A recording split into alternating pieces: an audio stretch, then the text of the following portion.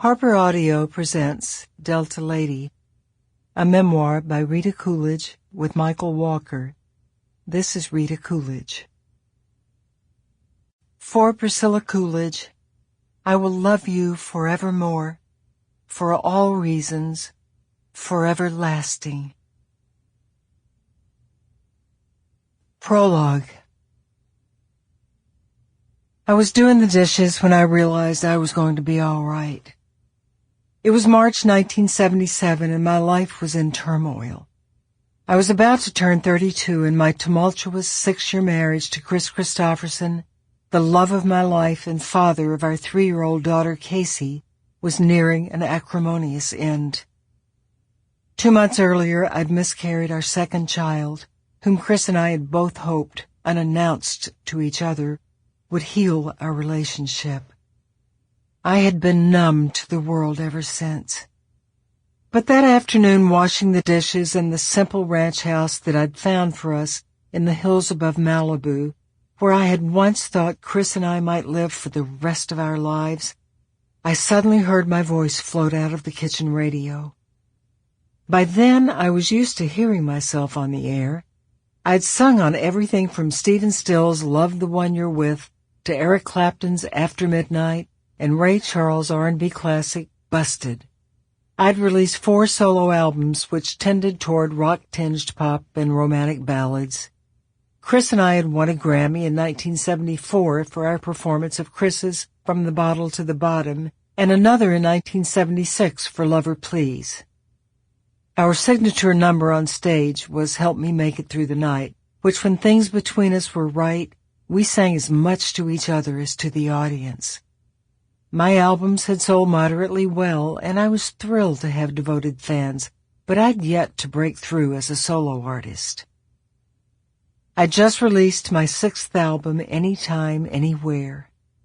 My producers, David Anderle and Booker T. Jones, and I had decided to record several covers of R&B hits, including Jackie Wilson's Your Love Keeps Lifting Me Higher and Higher, built around a really inventive arrangement by Booker that just floored me and my label A&M, which released the song as the first single off the album. Higher has such an affirming vibe, and I was looking for hope wherever I could find it that afternoon in Malibu when the song came on the radio. I shut off the water, wiped my hands on my apron, and listened. Your love, I sang a cappella at a hymn's tempo, is lifting me higher than I've ever been lifted before. After a full stop, a bass drum thumped 4 times, a killer guitar riff kicked in, and my version of Higher took off like one of the gulls kiting over Los Flores Beach far below. Listening to myself sing about the redemptive power of love stirred my heart for the first time in months, and in that moment I had an epiphany. Not only would I survive this difficult time, but I would thrive. As I've heard so many times from other artists whose ships finally came in, it was also such a typical moment. The song that would become my anthem, which I close my shows with to this day, arrived while I was laid low by grief and literally washing the dishes. The next thing I knew, Higher had shot straight up the charts to number 2.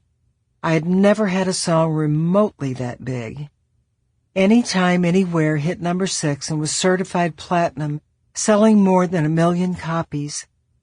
I'd never sought stardom or success at that level, but it had come anyway, at the bleakest moment in my life. It also put me on equal footing professionally with Kris. We toured together behind Anytime, Anywhere, but it was different from past shows. He would be on stage for his portion of the show, and people would be yelling, "Rita!" between his songs, and I'd feel so bad about that. Despite our differences, Kris was proud of my success, even though it might have been tinged with envy. He was in great shape with his movie career. He'd co-starred with Barbra Streisand in A Star Is Born the year before. But more than anything, he wanted to be recognized as a singer and songwriter. He had written classics like Sample complete. Ready to continue?